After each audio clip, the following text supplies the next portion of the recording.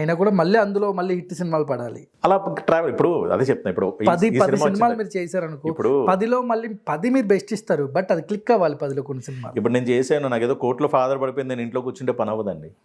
నా ప్రయత్నం నేను చెయ్యాలి మళ్ళీ జీరో నుంచి. అంటే రోజు కార్యక్రమాలు ఎలా అయితే డైలీ మన ఇంట్లో రిటర్న్ అంటే ఓకే వాళ్ళు ఎవరు కొత్త సినిమాలు ఏ ముహూర్తాలు స్టార్ట్ అయినాయి, ఏమి ఉన్నాయి అంటే లైక్ అక్కడ షూటింగ్స్ ఏమవుతున్నాయి, వాళ్ళ టచ్లోకి వెళ్ళాలి. ఇప్పుడు నేను ఏదో వాళ్ళు మీకు కాల్ చేస్తారని మీరు వెయిట్ చేస్తారా, లేదంటే మీరే కాల్ చేయాలి? నేను చేస్తేనే నాకు పని అవుతుంది, నాకు నెక్స్ట్ పడతాయి. చేయరండి, కొంతమంది చేస్తారు కానీ నెక్స్ట్ కొంతమంది. ఇప్పుడు ఒకటండి, ఒకసారి మనం చేయడం బాధ్యత. రేపు రొద్దు నేను ఇండస్ట్రీలో ఇంకా నెక్స్ట్ లెవెల్కి వెళ్ళాలంటే నేను కష్టపడాలి. ఏదో ఇప్పుడు వచ్చేసిందని చెప్పి నేను ఇంట్లో కూర్చుంటే పని అవ్వదండి. ఫోన్ ఇప్పుడు అన్న చూసారు, వస్తాయి ఫోన్స్ వస్తాయి, కానీ అవన్నీ కన్వర్ట్ అవ్వాలి కదా. అడుగుతారు, క్యారెక్టర్ అడుగుతారు, డేట్స్ మ్యాచ్ అవ్వాలి, అన్నీ ఇది అవ్వాలి. ఇప్పుడు ఎంతండి, ఇప్పుడు 1% కూడా సక్సెస్ ఛాన్స్ లేదు ఇండస్ట్రీలో. ఒక క్యారెక్టర్ పడిందంటే దానికి 1000 మంది ఫోటోలు పంపిస్తున్నారు. కానీ ఇయర్కి థౌజండ్స్ ఆఫ్ ఫిల్మ్స్ వస్తున్నాయి. అదే ఎన్ని శుక్రవారాలు ఎన్ని మూవీస్ నిలబడతాయి అనేది చాలా రేర్, చాలా. బట్ ఈ ఇయర్ మీకు మాత్రం ఉగాది ముందుగే వచ్చింది కోర్టు ద్వారా. చాలా అన్ని పండుగలు వచ్చాయి మీకు ముందే. అబ్వియస్లీ మీకు ఏంటంటే ఏమంటారు, మనకి అంటే వెల్ ఇన్ అడ్వాన్స్ మనకి ఏంటంటే ఒక వారం రోజుల ముందు 2 వారాల ముందు రోజే మనకి యాక్చువల్గా వర్కౌట్ అయింది బాగా.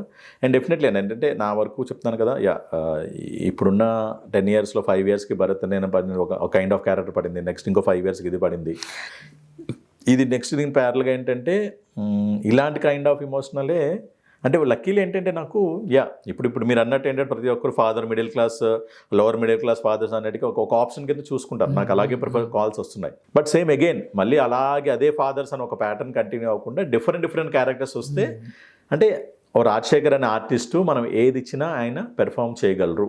అండ్ నాకు కావాల్సింది ఏంటంటే రైటింగ్ లెవెల్లోనే మీకు స్క్రిప్ట్ రాసినప్పుడు డైరెక్టర్స్ కానీ లేదా ప్రొడక్షన్ హౌస్ చెప్పేటప్పుడు అక్కడ క్యారెక్టర్ పేరు ఉంటుంది, కింద ఏంటంటే వాళ్ళు నెరేట్ చేసినప్పుడు ఏముందంటే చూసారా సార్, ఇప్పుడు మనకి ప్రకాష్ రాజ్ గారు ఇలా దిగి అలా చెప్తుంటారు సార్, వాళ్ళతో అలాగా వాళ్ళు నెరేట్ చేసేటప్పుడు క్యారెక్టర్ పేరు కన్నా ఆర్టిస్ట్ పేరే చెప్తారు.